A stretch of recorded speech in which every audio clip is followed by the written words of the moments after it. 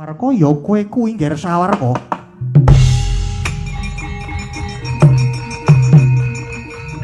Aduh. Kanjeng ya.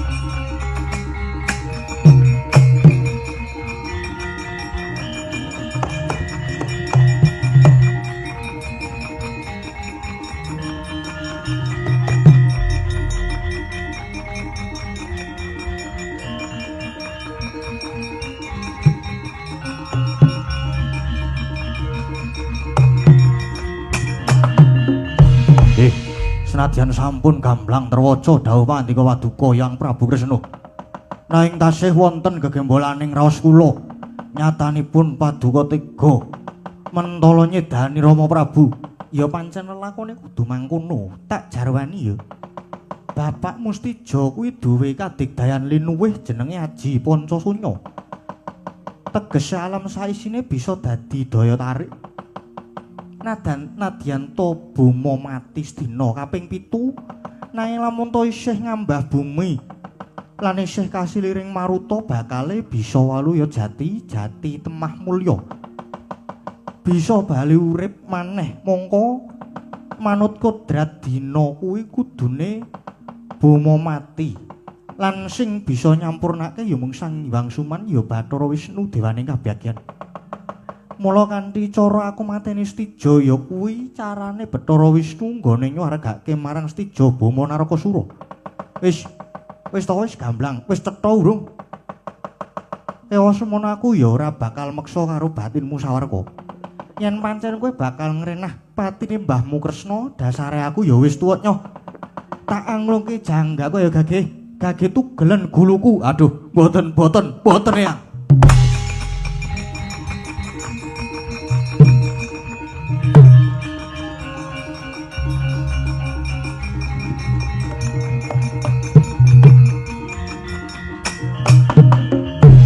Aduh, Kanjeng Yang, kula boten wantun kalian Yang Prabu, malah wonten lepatipun ingkang wayah pun Sawarka. Nyuwun gunging samudra pangaksami. Yang, lan malah kepareng kula badhe manunggal dhateng sederek-sederek kula para wayah Pandhawa. Kanjeng Yang, ya reh ning kowe wis ngakoni kabeh luputmu. Wis tak ngapura malah prayogane ayo. Tak kanthi sowan ngersane pepundhenmu lan Sawarka manunggal karo putu-putu Pandhawa.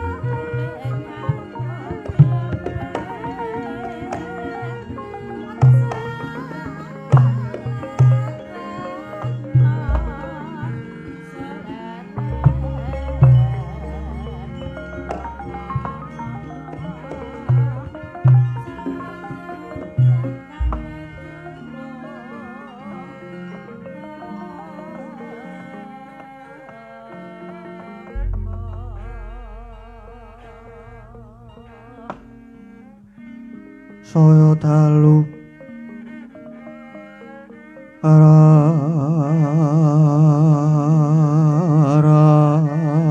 aras apyara sorot lintang bangku madhap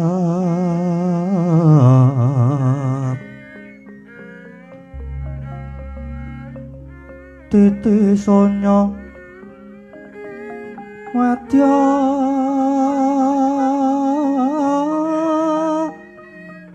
ratri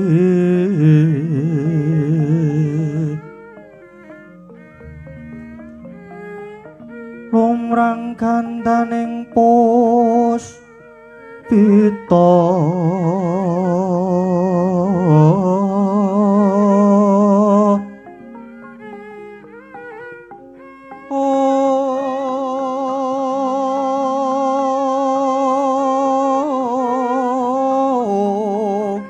karenggiwan putyanira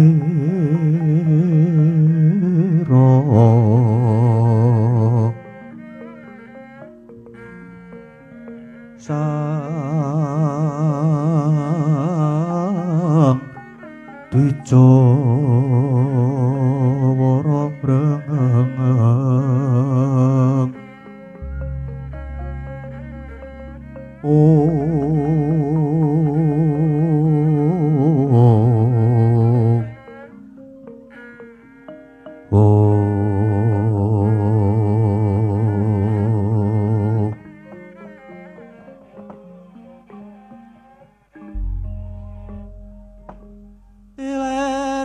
iler-iler tandure wasumiler ijo royo-royo kasegota manten anyar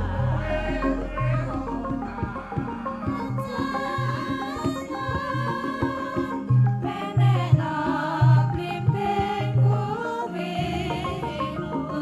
nyulung yo penena kanggo basuh tetotira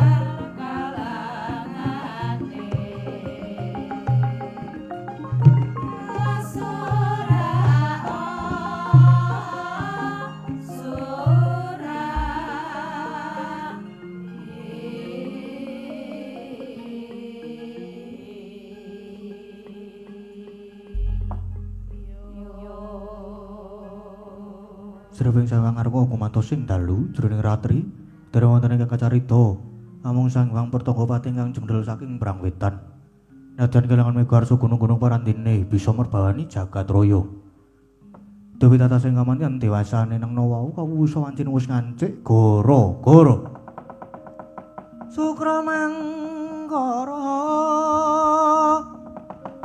tumpak mendo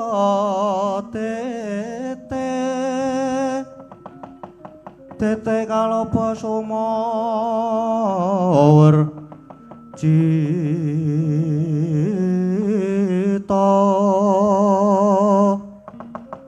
anggara rakata Buddha Maeswaras Patimintuna Eka Dwi Tricatur Panca Sajapta hasta astana dasa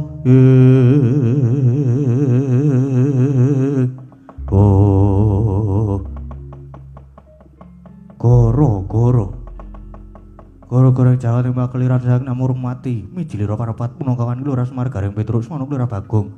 Ingkang sami gogo jaken madyaning ngoro rombo alon. Arire.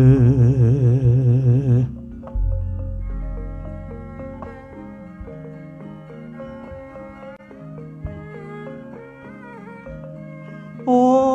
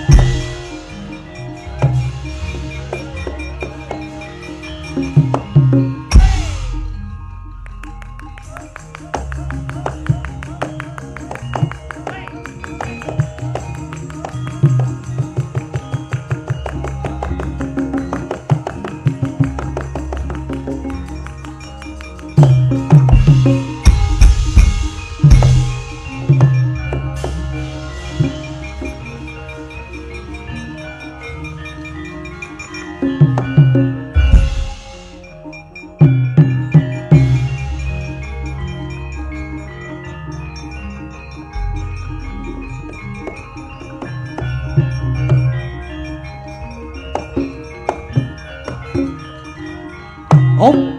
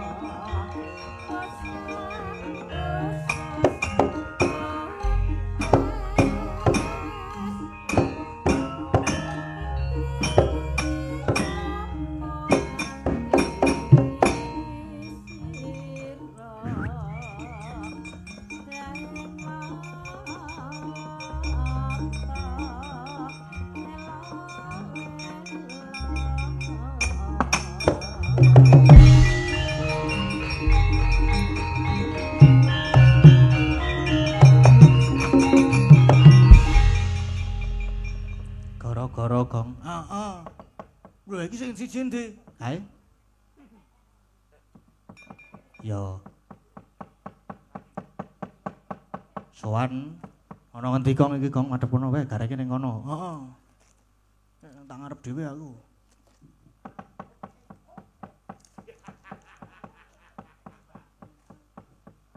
Iki nek dadi perane Petruk terus ngundang tetep Kang Gareng. Masa arep Mbah. Lagi iki lho aku metu anyep. Wah, dasare wone asos wis kemrenyes-kremenyes kaya main ning jero kulkas iki. Nggih maklum Mas wong Semarang iki kota pantai panas dadi sapa mriki kademen kula. Nggih. Lah sami kula nggih kademen iki kula pun kepoyok niki. Heh? Limbukan wae lho kepuyuh kula niku. Waduh. Lah senom kok klepe wis rusak. Napa? Ayo dimpet. Lah nek ora tak ampet tenan metu ket mau to. Wah ya. Aku iki mongko sok-sok ora iso ngempet lho. Wong pantangane dalang ya salah sijine kuwi kok. Kene iki wancine gara-gara ta iki? Gara-gara ngono iki pisan. Tak kira lali ra nggo gara-gara. Ora mau ya. Biasane yamen iki aku wis mulih lho iki. Iki kok lagi acak gara-gara. Ha biasane iki ra biasa. Kabeh iki beradaptasi. Nggih. Jadi tidak boleh ego disingkirkan, kita adaptasi dengan apa yang ada. Nah, itu. Goro-goro. Nggih. Goro-goro ki gotong royong gogoh-gogoh rasa. Gotong royong gogoh-gogoh rasa. Rasa dadi Aku wancine wong liyane kok. Apa? Nah aku senengane gogoh-gogoh liyane. Oh mulane ya ngompol kuwi kok. Gogoh iwak barang ngono kan ning kali. Oh gogoh iwak nggih. Nggih nderek wungon kok Mas. Nggih. Nggih nderek wungon anggenipun ingkang kagungan kersa tasakuran putranipun dipun supitaken. Nggih. Wah ya abote duwe anak, tujune anakku ki cewek kabeh. Anakku ki cewek loro kabeh. Piye to? Kok cewek loro kabeh? Loro cewek kabeh. Nah, kuwi. Angger samene iki butek kene iki. Dadi cewek loro cewek kabeh. Nggih. Dadi ora tau nyupitke kaya panjenengane Pak Eko iki. Lah nek ngono jenengan mohon supit melih, Mbah. Apa? Supit melih. Ah disupitke ya percuma ora berfungsi. Wo. Ya ning kaya kari delok mungsuhe. Ora iki ngrembug bab anak kok Mas. Nggih. Kenapa panjenengane Pak Eko ki apa syukuran nganti kaya ngene iki ya mergo anak. Nggih. Kowe ngerti tegese anak, bola-bali wis tak utarakan. Napa nek anak? Anak kuwi ANAK. A kuwi anugerah saka sing gawe urip. N Nantinya sebagai penerus garis keturunan. A. Akalnya harus kita isi dengan ilmu yang berguna. K. K. Kolbunya juga harus kita tata dengan norma-norma sopan santun yang ada di kehidupan ini. Waduh. Top. Jadi anak ki aja diculke maneman penerus garis keturunan kok. Aku ki yen bangsa uncek-uncek wis pokoke iso pokoke. Wis kowe njaluk tak unceki apa? Tak uncekane. Aku ya kerep ngonceki. Sop apa? Sing mbok unceki apa? Buah-buahan. Oh, yen aku rasa dadak diunceki. Lah nek ora diceki terus kepiye? Ah wis mbok piakale. Kok rebo kok tekan didi. Asem ora apa-apa ya malah gayeng kok. Wong iki alam-alaman, iki lek-lekan alam-alaman ngudal kawruh, adu pengalaman. Yen bab pengalaman mungkin kowe karo aku kalah akeh mergo laire dhisik aku. Nggih. Dadi ambak-ambak dalang kuwi sebagai pimpinan ning ya aja nganti alergi tumrap anak buah sing luwih pinter. Ngono. Dadi dalang kuwi memang tegese ana. Dalang. Nah, dalang ki dalam bekerja menjadi seorang pemimpin pagelaran wayang kulit. Lang kuwi langkahnya selalu diikuti oleh anak buahnya, Yoga lan Sinden. Kuwi dalang. Oh. Niyaga. Nggih. Niki niatipun nderek ngregengaken pagelaran wayang kulit. Ya ki yasa iringan murih saenipun pagelaran wayang kulit. Go ki sego. Lah to. Go kok sego. Go ki gotong royong caranipun nyambut damel. Dadi yoga ki gotong royong nabuh siji nabuh kabeh. Yen ditabuh dhewe-dhewe ora bareng ya ora apik, ora penak dirungokke. Beda yen sinden iki sinden saiki sing tak rembug ya. Siki sinden siki siap nampa perintahing dalang.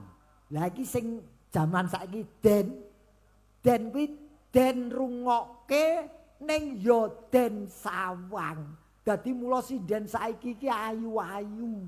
Nggih. Dandan ya ayu mergo yen sinden biyen ngungkurke penonton. Mula yen biyen mung dirungokke suarane saiki ditonton rupane. Nggih.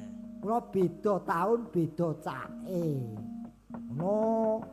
Wes kuwi tekan kuwi aja penyanyi, aku kan penyanyi rawani aku. Kok nyanyi ketok udele barang ngono rawani. Oh. Kula ya ora wani. Nggih, geronge ra ono minggat ngono kuwi ning ndi. Wah, Ya wong ya yen beda meneh kaya aku ki dagelan. dagelan dah. Daki dadi penggembiraning swasana panggung. Gelem sinau nadyan wis payu. Lan lancar lan urane rezekine gumantung srawunge karo wong liya. Lho, ngono. kowe nadyan sok yen wis iki Mas. Saiki tak takoni, kowe kepengin dadi dalang laris apa payu? Kula. Wis, milih salah siji. Pengen dadi dalang sing laris apa sing payu? Laris ya payu. Kon milih kok. Lah iki yo milih kok. Milih ya salah siji, salah loro lah ya nol. Yen aku dalang dagelan yoga milih dadi dalang sing payu. Laris. Nggih. Kowe sesasi muput dalang. Saben sak dalangan 1000 pamane dadi mung 30.000. Ning yen kowe dalang payu sak uni-unimu sakali mancal njaluk 30.000 kuwi digelemi mergo kowe dalang wis payu. Mula kowe cita-citao dadi dalang sing payu. Ngono.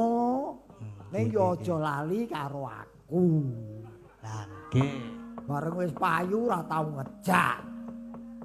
Iki garenge kok tumben pinter ya Gong ya. Oh ora kaya sing iki lho. Ora kaya sing iki. Alah kowe areng ngarani gareng ngendi wedi kowe. Kowe ngarani dalang liya gareng liyane wedi. Ora kok.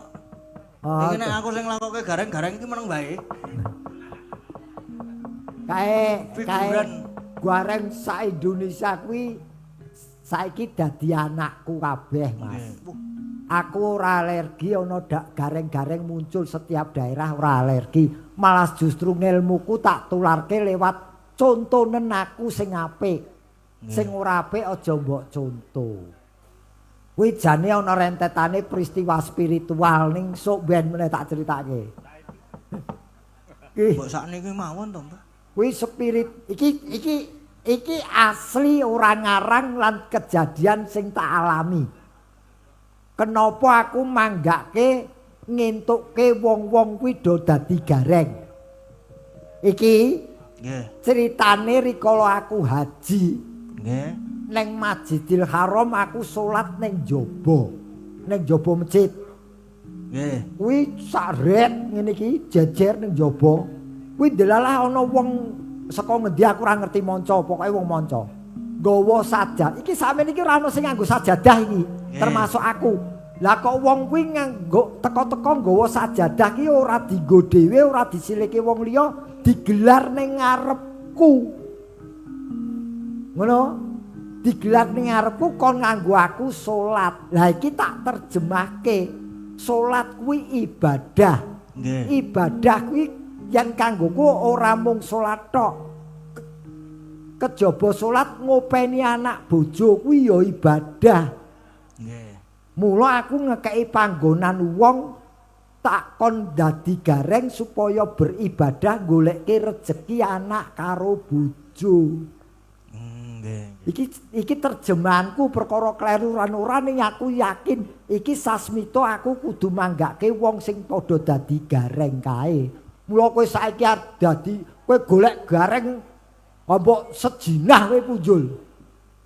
Bar kumpul ning nggon aku ki urung kumpul kabeh wis bangsa 15. Oh, kowe kepengin ngerti, kowe kepengin dadi gareng apa dalang? Kok tak dalang mawon kula. Mak lho. Oh, enak dadi gareng. Kok iso? Kok iso? Demenan ra konangan kok. Aneng ngono aku dadi gareng pincang. Lho. Lah ora ngerti. Pincang ki ngekeki sasmita sing padha mirsani. Mlaku ning alam donya kudu ngati-ati mergo saiki akeh dalan gronjalan sing bakal nyilakake kowe. Wong urip ki kudu ngati-ati mlakune mula pincang. Nek kerone kira kuwi nandhakake jaman saiki akeh barang palsu mula yen sing milih sing ngati-ati. Contone saiki akeh wong ayu banget bareng dimek ki lah padha lanange. Beda karo Ceko. Ceko kuwi tegese aja seneng gandeng bojone wong liya. Kowe Om Keswan dirungokke. Teori iso, praktek sing angel. Lho iki wancine alam-alaman, Mas. Wong aku kepethuk dalang sing masih muda kaya awakmu ki paling tidak iso nggo isen-isen awakmu. Mungkin secara akademi ora entuk. Ora beda iki panjenengane Pak Eko iki nanggap wayang ne ya karo ngiseni putra-putrane sing gelem mirsani dadi entuk ngelmu. No. No. Ki wis metu kopi iki. Metu apa kopine? Heeh. Wah, nas gitel. Nggih, matur nuwun Pak, dipun ladosi. Lho piyayi kene wis jaketan kok aku jaketan ra entuk kuwi. Piyayi kene wis do kademen lho. Ning ki resiko pekerjaan apapun yang terjadi namanya profesional saya lakukan. Nggih. Tetap profesional. Aduh, ini iki lho. Metu kopi kok tanpa gelas ki piye?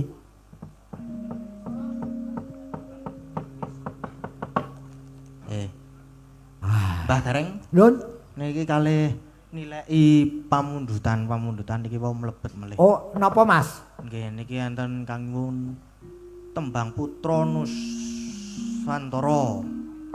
Oh, sae. Nggih, terus enten malih niki padha kabeh iki telu iki. Oh, mboten apa-apa, malah dadeki siji ra kakan plastik. Nggih, niki ingkang disuwun nembang niki Bupras. Wah. Wah. Nggih. Sinden simpenan iki. Nggih, ngudang sing disupetke. Yen Karena ra sing putra ngudang Bupras yen ra putra medeni. Nusantara ora kok. Monggo Mbak Pras. Heeh. Kek ndang pras-pres. Nggih ngudang sing disupetke. Nek dikudang karo Bupras medeni ki rodokan. Iya, ngono kuwi ora. Ngematke swara lawas. Wah, iki lho Kok lawas. mbah-mbah karo tuwa-tuwa iki. Ah iya iki dagelane karo sindene pojoke padha-padha expired. Nggih pun expired. Monggo Mbak Yu, putra Nuswantara. Nggih, alon-alon. Wah, Arep banter sing piye? banter. Banter piye udalane rusak kok banter.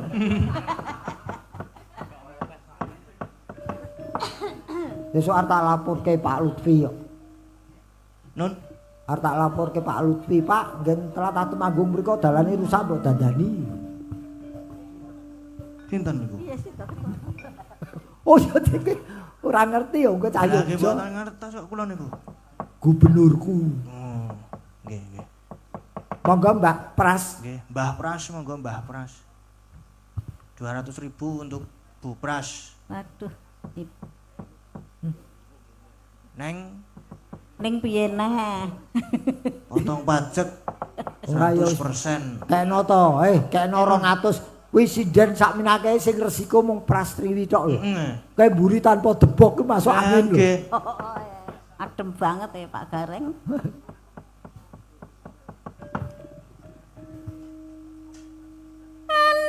Anakku sing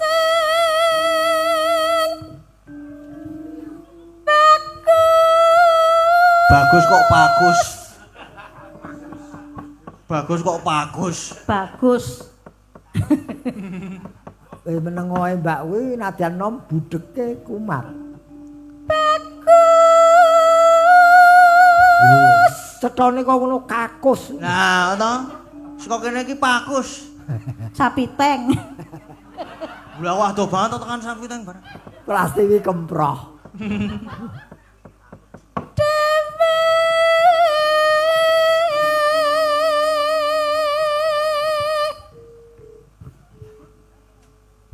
Besok pintar seko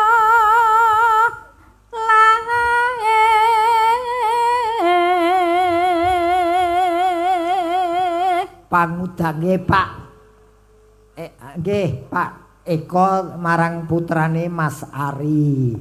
Nggih, kangge Mbak Pras-pras nggih. Aja dikondeli. Ora ono sing gondhele. nyangkut kuwi Pak kabele. Masa wekku digesek Kabele dadi loro. wong edan. Wong sing terbelah malah aku kok.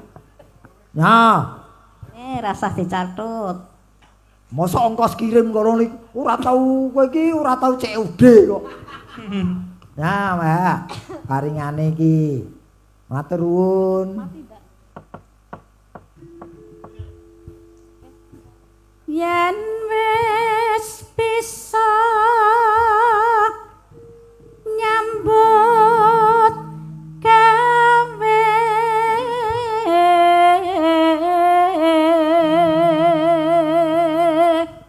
sampun Mas Gading. Sampun lunas to niku. Sampun. Wah, jan angger sawerane kenthel kok ya nembange ya cethu. Tanpa digedhekke volumene iki iso gandang. Nah, nggih. Ning ya wong pancen wong senior dhewe kok. Nah, Paling tidak iso nggo contoh sing junior-junior. nggih, singa-singaning sinden. Kuwi raja kuwi sayang wedok pomo lanang ku raja singa to. Ah. Nggih, niki pundhitan sampun kun aturaken. Nggih, sampun. Mugi-mugi iki kekudangane wong tuwa marang putra-putrane muga-muga numusi keluarganipun Pak Eko sedayanipun. Amin. Jenenge ambak nyambut gawe ya karo donga kok Mas. Jara dadi ora kosong blong. Nggih. Mas, Nun, nyuwun tembang jaran goyang kang nyekar Mas Gareng. Sampun transfer 25.000. 25.000 kon jaran goyang. rumangsamu aku ki dukun ngono apa piye? Kok mbok kon nganu aji jaran goyang ngono. Niku ki nggih enten lagune. Karo meneh kok saweran 20.000 iki nggo tuku kembang sawur apa piye? Oh, jaran goyang iki piye lagune piye? Aku kepengin krungu. Yen kepengin krungu yen iso engko tak lakonane. Aku ya ora ngerti ya. Lho lek padha ora ngertine kowe kok ngarani. Lah niki WA Jaran goyang ono sing iso. Apa? Oh, ora iso Mas, iringane kudu anu, keyboard. Ora iso. Jaran. Nggih mboten saged wong mboten sik request kok. Nggih. Nggih.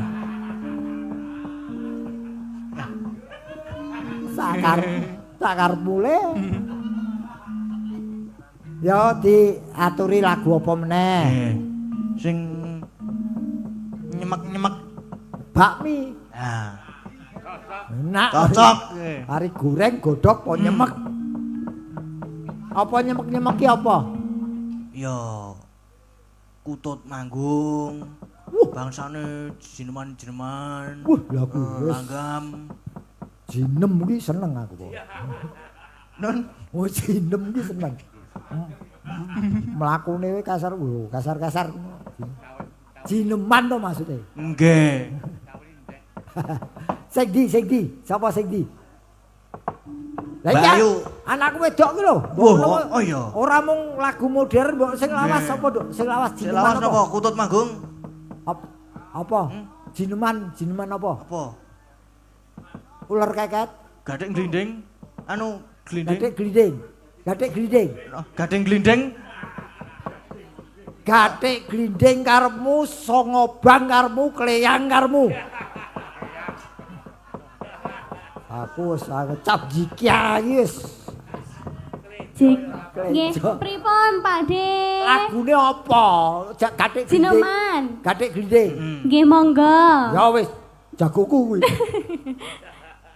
Hari rabas apa ora kok? Lendro Mbah Geter. Walah. wah aku lagi ngerti iki Mbah Geter soft spoken Ayo. Wah, lanang-lanang dah. Wah. Aja ngoyo-ngoyo. Alon wae sing ngender simbah. Ayo, Nduk, ketokno katiasamu, Nduk. Nggih.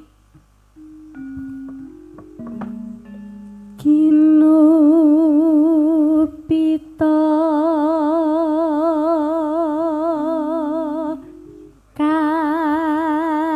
kangku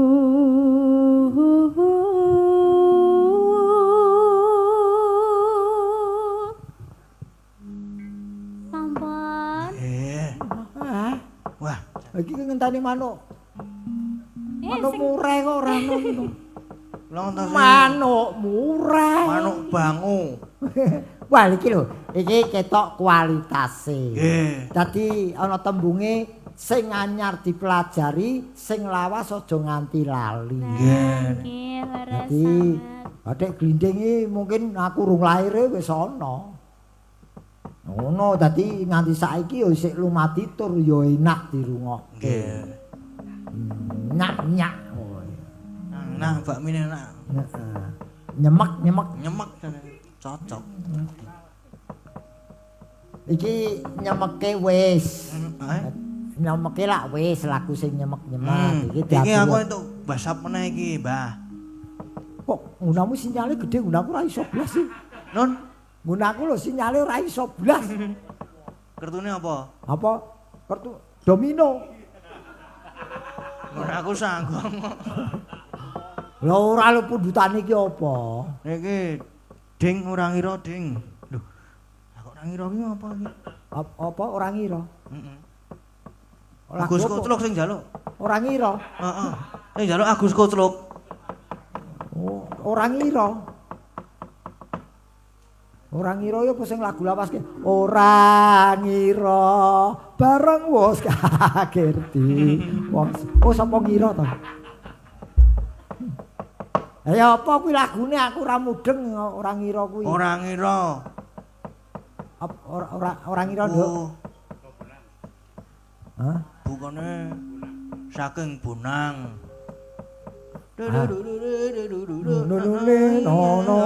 Suara sing bener. Waduh. Lho aku ki manut kowe kok. Dung dung dung dung dung dung dung dung dung.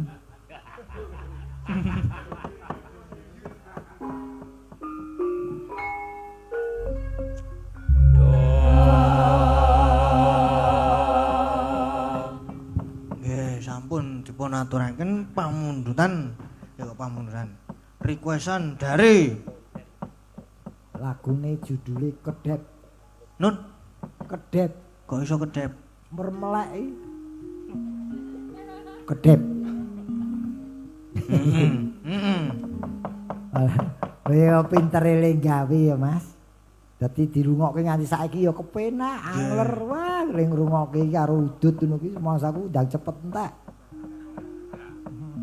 Nggih. Panggarape sing dadi panggarape. Mula ya bali meneh aku salut nadyan iki sing nom-nom ning nggon lagu-lagu lawas diudi lan diapalke malah kepara apik. Nggih. Ngono Mas. Iso nggo conto liyane. Tujune saiki akeh pengarang lagu ya Mas. Nggih. Ada pengarang lagu, pengarang cerita. Heeh. Wah, kabeh-kabeh Tempat mesti ono. tempat piknik Gunung Kidul. Masuk kowe ora usah disingkat. Ora aku ora Cukup diwaca dawa ngono kowe. Ora nyingkat. Nek disingkat mengko ndak. Nadyan aku ya wingi bar saka kono niku ora tak singkat aku. Mengko ndakne wedine nek disingkat tempat wisata. Tempat piknik. Aduh seneng aku. Seneng aku kae kepethuk kowe iki seneng ya diseringi ngejak kowe Mas. Ayo wong jenenge kumpul ki tambah kanca kan tambah sedulur. Nggih. Tambah kanca. Ya tambah rezeki. Ya tambah rezeki. Yen ditanggap. Lah niku. Nggih. Nggih. Nek kula niku sok nek kumpul ki iso nambah kanca, nambah sedulur gitu. Nggih. Lah kula kumpul kareh Om Keswane ku malah tambah boros, tambah boros. Aku ya numpakmu Honda 70. Lah niki mau teng transit wae kula pun dipalaki jarum super. Oh. Niko sing dikongkon niko. Ono tukokno jarum super. Si Kok aku Keswani. siji. Keswani. Kongkon karo niku kancaku niku, Ora Mbak. jane iki yoga apa Tarsan kok gandul. Terus kae tukokno jarum super. Terus ditekone karo kuwi. Lah duwite endi, Om? Aku duwite gading kuwi. Wah. Loh, ning wong iki mbok anggap sesepuhmu ora ana ilange. Nggih. Dikerepi ngekekno boros-boros. Nggih, ora apa-apa. Boros tur tekor. Nah, sesuk mulai nyate, Om. Nek wis buka. Kancane do ribut omong-omongan ki, Lasimin iki malah ngentekke gedang. Sinten? Lasimin. Lah niku nek niku Lasimin. Apa? Sik teng mriku Lasirun. Solikin kok Lasimin. Mungkin ngentekke gedang sajen. Nggih, monggo Mas derek kula. Nggih. Nggih tetembangan melih. Tang siji loro. Nggih. Siji loro telu. Kameramene ikut bervokalia. Lagu apa? Bersemangat ya iki. Ora Kameramen apa-apa. sing kene iki. Kaya ora semangat kademen kok ya. Heeh. Lagu apa meneh sing dikersake, sing lawas. Apa sing sakniki anyar? saking Simbah Gareng riyen. Oh, njaluk ya njaluk. Giliran nggih. Lagu lawas Ngrasake wae. lagu napa, Wong aku nggih? karang tataan lawas kok. Sing lawas. Lha iki mau sing tak ucapke. Kira-kira apal apa ora? Nek aku cethole ora. Ora iki mau wis tak ucapke ana sing nyaut ya apal. Napa? Sapa kira kuwi? Sapa ngira? Sapa ngira? Nek karo ora ngira sapane kowe? Ayo nduk, sing apal nyanyi, sing ora apal mulih. Waduh. Patine gelem. Tatin, anting kok anting. Mbah Gareng. Sapa? Mbah. Jenengan pengen tegan ora, Mbah? Kepengin. Nika lho mang menek mriku niku. Mangsamu bajing mbok aku. Wah, sembrono. Lah turune Bae nang malu. tegan. Kebonku kuwi lho, isine klopo tok. Klopone siji bajinge 10.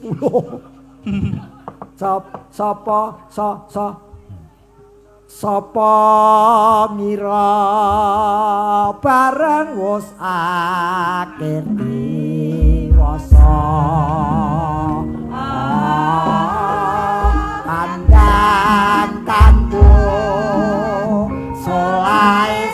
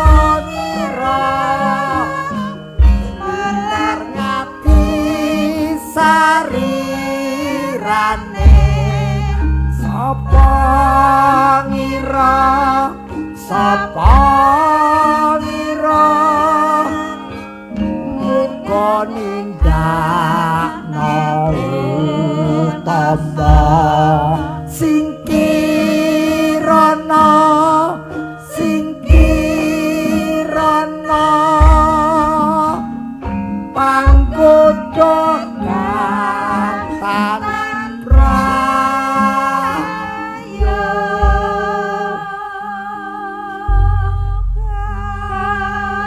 yen ra tau ditokke iso punah dari peradaban.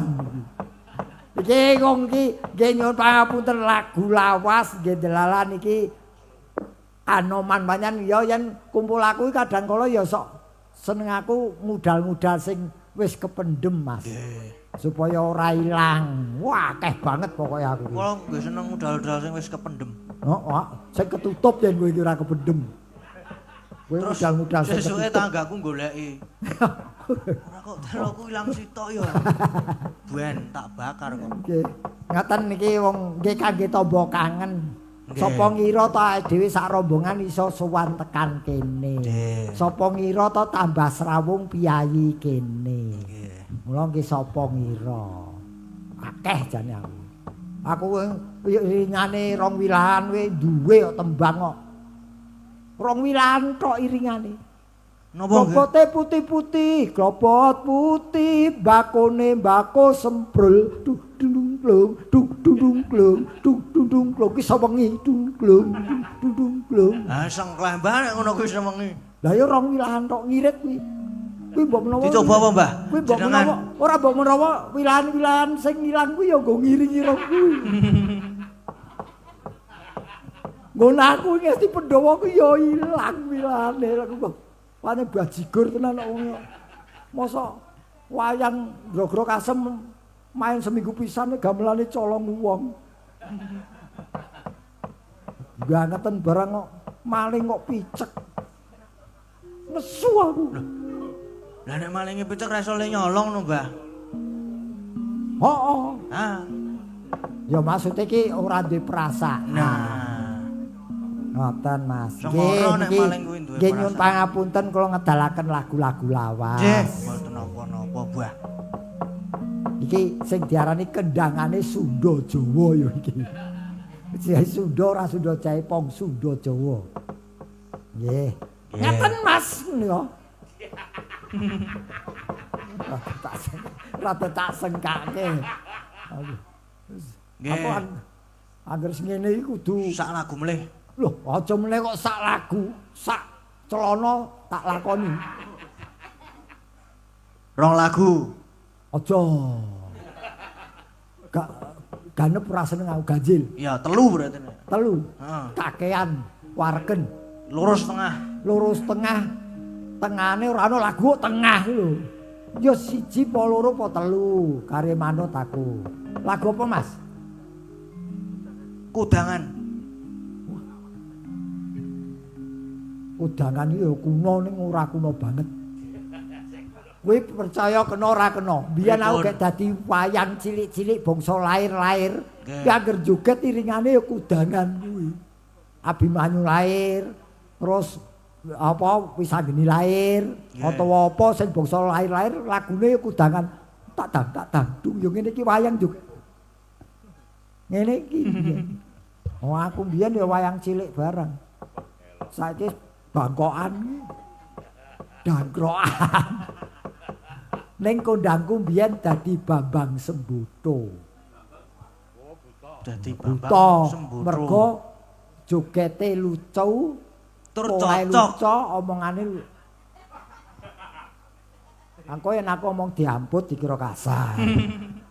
Ora pancen kuwi nganu sejiwa karo rasaku. Saiki kudangan.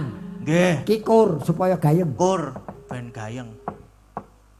Tak pirsani ya, Dok.